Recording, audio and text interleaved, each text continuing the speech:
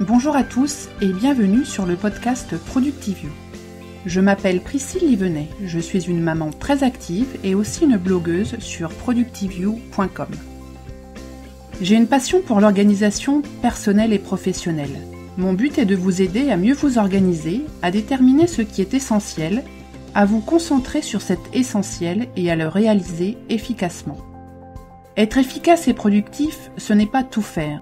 C'est faire ce qui compte réellement pour nous en fonction de nos objectifs et de nos priorités.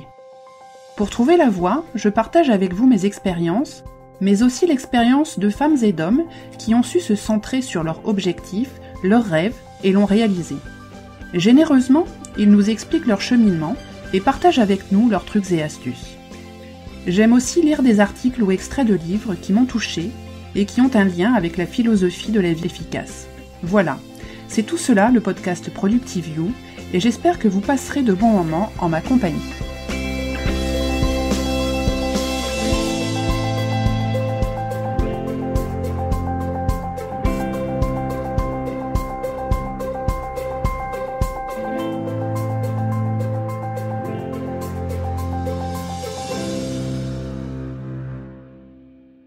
Bonjour à tous et bienvenue dans l'épisode numéro 33 du podcast de Productive You. J'espère que vous avez tous la pêche en ce fin de mois de mars. Le sujet du jour, c'est la procrastination. Alors vous allez me dire que vous n'arrêtez pas d'en entendre parler puisque le 25 mars est la journée mondiale de la procrastination, la journée où on a le droit de se laisser un petit peu aller et de repousser certaines choses.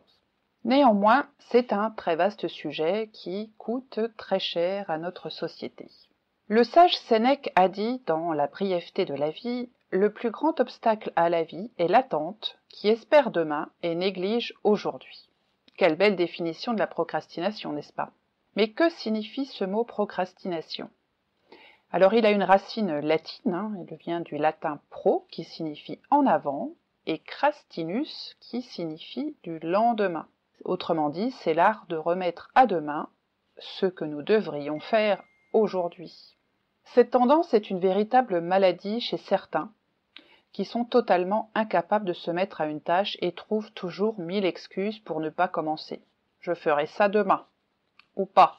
Demain, promis, je m'y mets, ou jamais. Et que l'on en soit conscient ou pas, nous avons tous, de temps à autre, ou plus souvent pour certains, cette manie de repousser à demain. Et pourtant, nous avons un très joli proverbe qui nous dit « Ne remets pas à demain ce que tu peux faire aujourd'hui ». Et il a raison, ce fameux proverbe. Combien de fois avez-vous repoussé une tâche au lendemain alors que vous aviez tout le temps de la faire et le lendemain arrivé, patatras, c'est le drame, un imprévu et vous ne pouvez pas vous y mettre. Des exemples, on en a tous plein. Le fameux rapport à rendre et la veille on se dit « Non mais c'est bon, là je gère, je ferai ça demain ». Et comme par hasard, c'est le jour qu'a choisi votre PC pour tomber en rade, ou bien l'imprimante est en panne et vous devrez attendre pour pouvoir imprimer ce rapport et donc le rendre en retard. Moi-même, avec l'enregistrement de ce podcast, j'ai procrastiné. Le week-end dernier, j'ai fait des recherches sur le sujet et puis mon week-end avait été bien chargé. Ma semaine extrêmement dense et donc dimanche après-midi, je me suis autorisé une petite sieste de 2 heures en m'en disant que je terminerai le podcast un petit peu tous les soirs de la semaine. Jusque-là, tout va bien. Mais pas de chance, lundi matin, je me suis réveillée avec une horrible migraine comme j'ai assez souvent. Après m'être traînée toute la journée au bureau, j'étais totalement incapable de me concentrer le soir pour travailler le texte final du podcast. Le mardi, même combat, ma migraine n'était toujours pas passée et c'était même de mal en pis. Et si bien que j'arrive finalement à jeudi, où je peux enfin m'y mettre parce que ma migraine est passée, et je me demande si je vais arriver à boucler dans les temps, et là je vais sûrement me coucher très tard. Vous avez sans doute des tas d'exemples personnels.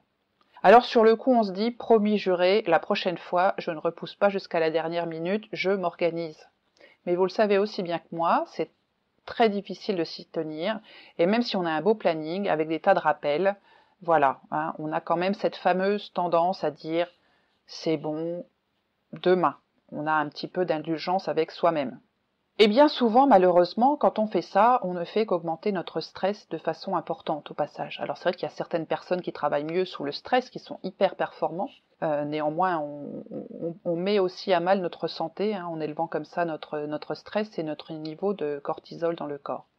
Et contrairement à ce qu'on pourrait penser, cette tendance est loin d'être nouvelle. Aujourd'hui, on dit qu'elle est souvent le résultat de toutes les distractions que nous proposent les réseaux sociaux, Internet, etc. Mais en fait, bien qu'aujourd'hui ça constitue effectivement une composante extrêmement importante de la procrastination, eh bien dans le passé déjà les gens avaient tendance à procrastiner et pourtant ils n'avaient pas Facebook pour les perturber. Ainsi, l'un de nos artistes bien connus, Eugène Delacroix, nous en parle déjà dans la première moitié du XIXe siècle. Eugène Delacroix tenait un journal dans lequel, outre son emploi du temps de la journée, ainsi que ses dépenses quotidiennes, il notait aussi ses pensées et réflexions.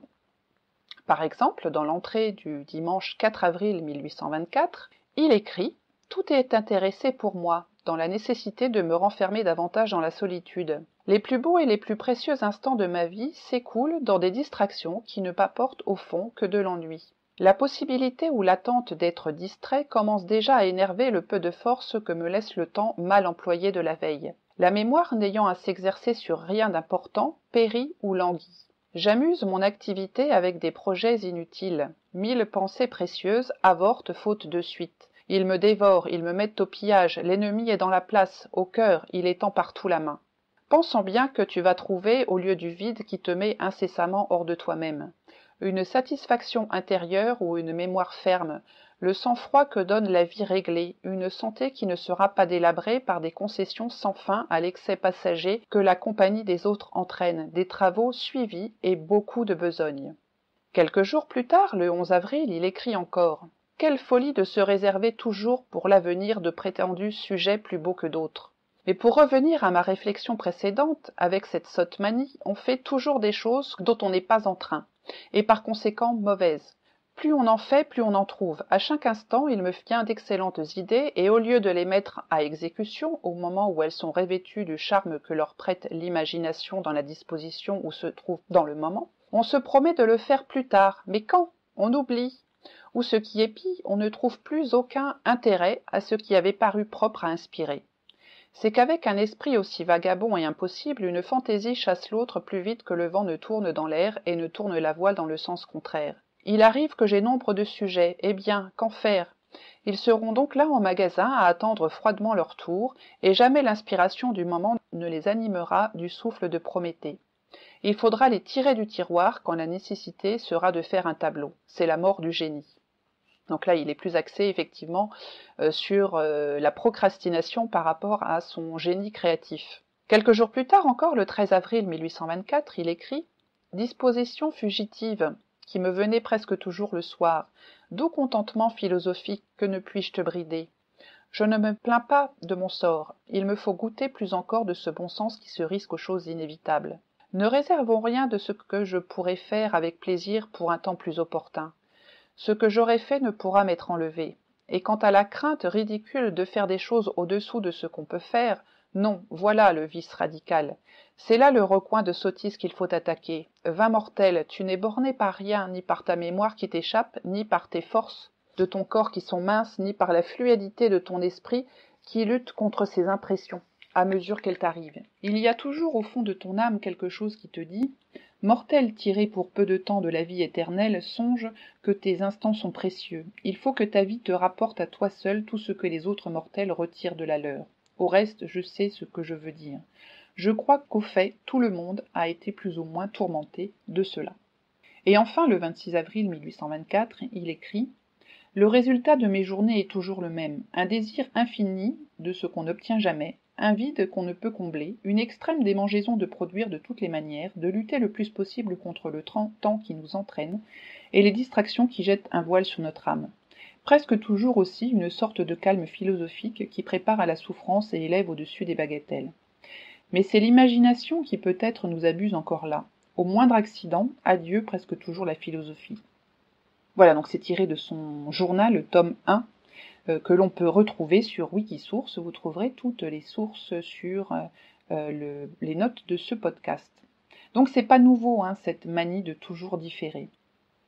Et même si parfois, il faut savoir prendre du temps pour soi, se reposer, faire une pause, il ne faut cependant pas tomber dans une trop grande indulgence avec soi-même et se trouver toutes les excuses du monde pour ne pas faire ce que nous avons à faire. Je n'ai pas le temps. Je ne le sens pas de le faire aujourd'hui. Une auteure américaine qui s'appelle Diana Bauer écrit « La procrastination et l'indulgence sont juste des créditeurs qui vous facturent avec les intérêts. » Et je trouve que cette phrase, elle est extrêmement réaliste. Pensez au stress, à la fatigue, à l'énervement qui vous tombe dessus quand vous vous retrouvez à faire une chose à la dernière minute alors que vous aviez tout le temps de le faire. Mais plus grave, pensez au risque que vous prenez avec votre santé si vous remettez toujours à demain un bilan de santé, un examen médical, le régime anticholestérol que votre médecin vous recommande, l'arrêt du tabac, votre séance d'exercice, etc. Car cela aussi, c'est souvent de la procrastination, mais qui en plus va nous coûter très cher, pas tout de suite, des années plus tard. Et il y a bien deux domaines auxquels on ne pense pas quand on parle de procrastination. Nous viennent à l'esprit le dossier rendu à l'arrache, les tâches ménagères ou le sport. Mais il y a plein de domaines où la procrastination nous coûte vraiment cher. J'ai parlé à l'instant de prendre soin de sa santé, qui est un exemple flagrant, mais il y en a plein d'autres. Ne pas payer immédiatement ses factures, recevoir des rappels, voir l'huissier, et ensuite des majorations, tarder à déclarer ses impôts et finalement prendre une pénalité, repenser à plus tard la mise en place d'une épargne retraite, jusqu'au jour où la retraite arrivée, on n'aura plus un sous-vaillant. Je lisais récemment que la procrastination témoignait d'une difficulté à se projeter dans le futur. Il est certain que lorsqu'on a 30 ans, il est difficile de s'imaginer à 65 ans ou plus tard, au jour de sa retraite. Cependant, notre futur nous, de 65 ans, nous sera fort reconnaissant de ne pas avoir différé la mise en place d'un plan d'épargne retraite lorsque la caisse lui annoncera bravement que les caisses sont vides. La procrastination peut aussi être une chose extrêmement pernicieuse. Vous avez des tas de choses à faire, importantes, comme trier votre courrier et payer vos factures. Mais vous avez horreur de la paperasse. Alors à la place, vous allez nettoyer la terrasse, parce que le printemps arrive et vous ferez bientôt un barbecue. Donc vous avez été actif, vous n'avez pas passé 2 heures devant la télé, vous êtes fier de vous. Mais vous n'avez pas fait la tâche importante que vous aviez à faire. Et c'est de la procrastination. On va mettre une autre tâche, beaucoup moins importante et beaucoup moins urgente, en lieu et place d'une tâche extrêmement importante. Ou alors vous devez faire votre mémoire de fin d'études, vous avez du mal à vous y mettre, et vous vous réfugiez derrière l'idée que vous n'avez pas encore assez de matière. Vous faites des tas de recherches, vous allez à des conférences, vous passez des heures sur le web, mais vous n'avez toujours pas écrit une ligne à un mois de rendre votre dossier.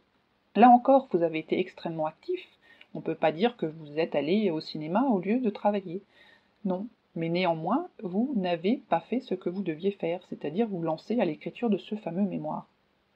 Cependant, il y a une forme de procrastination, c'est une bonne nouvelle, qui peut être utile, voire même très bénéfique. Quelques exemples. Vous commencez à travailler sur un dossier qui n'est pas à terminer tout de suite. Et puis vous sentez que vous avez besoin de laisser un peu infuser le sujet. Vous le mettez de côté pendant quelques heures, vous allez vous marcher, vous promener, vous faites autre chose, ou même quelques jours, et le reprenez ensuite. Peut-être avec des idées neuves ou avec un angle d'attaque différent. Cette procrastination est bénéfique, mais notez bien que vous avez malgré tout commencé à travailler sur le sujet. Vous faites une pause, ce qui permet à votre cerveau, déjà imprégné du sujet, de phosphorer en tâche de fond, et puis vous reprenez votre travail, ce qui est très différent de la procrastination où on ne commence même pas du tout ce travail. Une autre forme de procrastination est celle bénéfique qui consiste à ne pas commencer une tâche trop tôt. On ne va pas précrastiner, entre guillemets. Je ne sais pas si ça existe. Exemple, on vous demande un rapport pour dans 6 mois. Il ne sera peut-être pas très opportun de le commencer et de le faire tout de suite. En 6 mois, les données de votre entreprise ou du sujet peuvent changer, voire le besoin de ce rapport peut même carrément disparaître, et tout le travail que vous auriez fait en avance serait totalement perdu. À la place, vous pourriez peut-être commencer à faire quelques recherches, faire fonctionner un petit peu votre cerveau sur le sujet, une petite séance de brainstorming de temps en temps, glaner quelques données, mais pas plus, avant de vous y mettre réellement quelques semaines avant la deadline. Au moins vos données seront à jour, et si en chemin votre rapport est finalement annulé, vous n'aurez pas dépensé trop d'énergie sur ce dossier avorté. Dans un autre domaine, vous pourriez être tenté de planifier des déplacements chez vos clients très longtemps à l'avance et de réserver immédiatement vos billets de train ou d'avion, voire votre chambre d'hôtel. C'est vrai qu'il y a souvent des tarifs attractifs quand on s'y prend de très bonne heure, mais ces tarifs sont souvent assortis de conditions particulières, comme la nécessité de payer d'avance et l'impossibilité d'annuler sans perdre la totalité du montant payé. Or, vous savez comme moi que dans le monde professionnel, les choses changent très vite, et si votre client annule finalement votre rendez-vous ou le déplace ne serait-ce que de quelques jours, vous allez perdre vos réservations et l'argent qui va avec. Dans ces cas-là, il est urgent d'attendre. Il faut donc trouver, dans ce type de procrastination utile, le juste équilibre entre beaucoup trop tard et juste en retard. Commencer son dossier suffisamment tôt pour le rendre en temps et en heure, mais sans y passer les 2 dernières nuits blanches pour le rendre finalement avec du retard parce que l'imprimante est en panne. C'est ce que l'auteur et coach américain Rory Vaden appelle procrastiner à dessein ou à bon escient. On va parler aussi de quelques trucs pour limiter la procrastination. Alors c'est une liste non exhaustive qui n'est absolument pas triée dans un ordre préférentiel ou d'efficacité, mais c'est des choses que personnellement j'ai eu l'occasion d'appliquer et puis que j'ai trouvé aussi chez d'autres confrères blogueurs dans des articles sur la procrastination. Une chose extrêmement efficace, en tout cas moi je sais que ça marche très bien, c'est de commencer sa journée par la tâche qu'on aime le moins. Celle que, à coup sûr, si on tombe dessus à 17h, on va se dire « Ah non, mais pas là, je suis mort demain ». Donc vous allez commencer par le faire. Et parce qu'une fois que c'est fait, tout le reste, ça va être que du bonheur. Ça sera que des tâches que vous aimerez faire. Certains Américains appellent ça « eat the frog ». Voilà, on mange sa grenouille ou son crapaud de bonheur. Et puis une fois que ça c'est fait, on passe à des choses plus sympas. Faire des listes. Et les listes de choses à faire, c'est un bon moyen de ne pas procrastiner. En prenant toutefois grand soin, de ne pas surestimer le nombre de tâches que l'on peut faire, c'est-à-dire en estimant très justement le temps qu'on va y passer, voire en rajoutant des petites marges de manœuvre, parce qu'une tâche, ça prend jamais le temps qu'on estime qu'elle va prendre, c'est toujours un peu plus long. On peut aussi, si on fait ces tâches, éviter de mettre un ordre précis, pour les faire un petit peu toutes dans la journée, ça c'est sûr, on se fixe comme objectif de les faire toutes dans la journée, mais le faire en privilégiant l'instant du moment. On va peut-être aussi pouvoir incrémenter ça de notre biorhythme. On a des périodes juste après le repas où on va être plus fatigué, où là on va peut-être prendre des tâches qui demandent un peu moins d'énergie cérébrale, et puis le matin quand on est bien frais, mettre des tâches qui demandent beaucoup d'énergie. Comme ça, on varie dans la journée et on va vraiment prendre les tâches en fonction de notre état physique, du peu de temps qu'on peut avoir. Vous avez 2 réunions séparées de 30 minutes. Bon, vous allez faire une petite pause quand même pour vous remettre, et puis vous allez peut-être pouvoir intercaler une petite tâche qui prend que 15 minutes, plutôt que de la repousser en disant j'ai pas le temps. Si elle prend que 15 minutes et que vous l'avez bien estimée comme prenant 15 minutes, vous allez pouvoir la glisser comme ça entre 2 réunions. Pour tout ce qui est tâches pénibles, on peut aussi les découper en tout petits morceaux pour les rendre plus digestes et les faire en plusieurs fois. Et les faire aussi entre 2 tâches qu'on aime bien. Voilà, on fait une tâche sympa, hop, on glisse une petite tâche qu'on aime moins et hop, on va reprendre de nouveau quelque chose qu'on aime bien. Alors on la met en sandwich entre 2 qu'on aime bien. On peut aussi instaurer des routines, comme par exemple, on se dit tous les vendredis après-midi, on programme de faire ses notes de frais et ses papiers qu'on n'aime pas bien faire. Vous voyez, et c'est bien mis dans l'agenda, et puis on s'y tient, ça va prendre 1 heure, et puis quand ce sera fait, ce sera fait. On peut essayer aussi d'automatiser les tâches qu'on n'aime pas faire. Et c'est parfois possible. Par exemple, vous détestez gérer vos papiers, payer vos factures, mettez dans ce cas en place des prélèvements automatiques. Optez pour des factures digitales ou des relevés de banque dématérialisés. Et vous allez planifier seulement 1 fois par mois de télécharger tous ces relevés. Vous pouvez aussi souscrire à un service extrêmement pratique utilisé en France qui s'appelle Digipost, qui vous permet de recevoir dans un coffre-fort électronique les factures d'un certain nombre de commerçants et e-commerçants et les relevés d'un certain nombre d'organismes et de banques. Pensez-y, c'est gratuit, c'est extrêmement efficace. Vous pouvez aussi réfléchir à ce que vous avez dans votre to-do. Est-ce que vous êtes sûr que certaines tâches ne pourraient pas être tout simplement supprimées parce qu'en fait, non seulement vous n'avez pas envie de les faire, mais alors elles sont absolument sans intérêt, elles n'ont rien à voir avec vos objectifs, et c'est aussi pour ça que vous la repoussez tout le temps, parce que vous n'y trouvez aucun intérêt, elle ne vous apportera rien. Dans ce cas, repoussez-la. Alors, ça peut être par exemple une contrainte qu'on s'est mis tout seul dans son agenda. On a lu un article de blog qui dit, ou plusieurs, qui dit que voilà, se lever à 5h du matin, c'est super parce qu'on peut faire plein de choses. Oui, mais sauf que si vous êtes un oiseau de nuit, vous levez à 5h du matin, ça va être juste l'enfer. Donc si vous êtes un oiseau de nuit, vous pouvez très bien être extrêmement efficace et aussi efficace que quelqu'un qui va se lever à 5h du matin si vous travaillez à 23h ou 1h du matin. Il faut suivre aussi votre rythme et ne pas se poser des contraintes inatteignables par rapport à sa façon de fonctionner. Et par le coup, vous allez sans arrêt repousser. Ce sera demain que je me lèverai tôt, puis finalement ce sera après-demain, puis finalement c'est jamais. Pensez-y, dans votre to-do, il y a peut-être des choses qu'il faut tout simplement supprimer. Autre chose, prenez le temps de la réflexion avant d'accepter un nouvel engagement. Ce temps va vous servir à vérifier que vous avez réellement un intérêt à faire cette tâche ou à vous engager dans cette nouvelle activité, que vous en avez les moyens, que vous en avez les compétences, que vous en avez réellement envie, et surtout que ce nouvel engagement ne vous conduira pas à devoir renoncer à un autre plus important pour vous et vos objectifs. Je vous invite d'ailleurs à réécouter le podcast sur l'essentialisme. Il s'agit du podcast 25 du 7 janvier 2016, où il y avait toute une partie sur se fixer ses objectifs et surtout faire le tri dans ce qui est important et ne pas s'engager à la légère dans de nouvelles activités. Autre truc, si vous avez un grand projet personnel qui vous tient à cœur mais que vous repoussez sans cesse, pourquoi ne pas bloquer dans votre planning hebdomadaire 30 minutes ou bien 1 heure pour y travailler sérieusement ? Quoi qu'on en dise, si on veut réellement quelque chose, on arrive toujours à trouver 1 heure et à s'y consacrer. Donc en faisant comme ça, vous allez pouvoir commencer ce livre que vous rêvez d'écrire, apprendre à peindre, apprendre à jouer de la musique, à vous mettre à la photo, ou je ne sais quoi d'autre, mais 1 heure par semaine, c'est pas grand-chose, et ça peut vous permettre d'avancer petit à petit, puisque, je le répète suffisamment, c'est les petits pas qui comptent, c'est pas de faire un grand pas une fois et plus jamais de l'année, c'est de faire régulièrement des tout petits pas.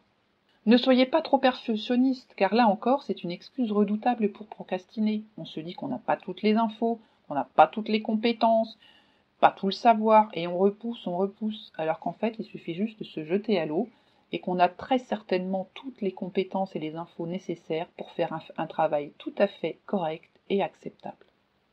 Autre technique, listez les avantages et les inconvénients à repousser sans cesse cette tâche. Faites une petite liste, si je repousse ça, quels sont les avantages, quels sont les inconvénients, et si c'est vraiment une tâche importante, qui cadre bien dans votre objectif, il y aura tellement d'inconvénients à la repousser que vous allez vous sentir bien obligé de la faire. Dernière suggestion, visualisez votre futur vous. Et visualisez surtout votre futur vous en vous remerciant d'avoir pensé à lui, notamment si vous êtes une personne qui a tendance à procrastiner sur l'activité physique, sur l'épargne retraite, ou toute autre action qui serait bénéfique pour votre santé. Votre futur vous vous remerciera et pensez-y, même si c'est parfois difficile à imaginer. Voilà, c'est fini pour aujourd'hui. Quelques trucs que j'ai glanés à droite à gauche ou que j'utilise pour vaincre la procrastination. C'est pas toujours simple, j'en suis consciente. On n'est pas infaillible, donc forcément, parfois, on se laisse aller. Mais en relisant les notes de ce podcast ou en le réécoutant, vous aurez peut-être quelques idées qui vous conviendront, donc n'hésitez pas à essayer de les appliquer. J'espère qu'en tout cas ce podcast vous aura plu.